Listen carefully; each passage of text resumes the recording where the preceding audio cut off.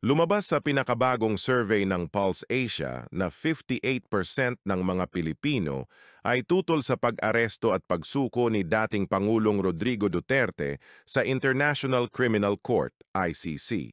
Kaugnay ng mga kasong crimes against humanity.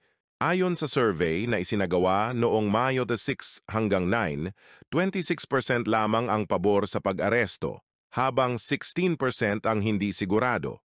Pinakamataas ang pagtutol sa Mindanao, 96%.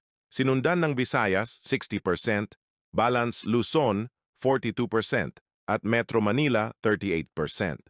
Samantala, nananatili pa rin ang mataas na tiwala ng publiko kay Duterte sa 63%, kumpara sa 32% trust rating ni Pangulong Ferdinand Marcos Jr. Salamat sa panonood. Huwag kalimutang i-like, i-share at mag-follow.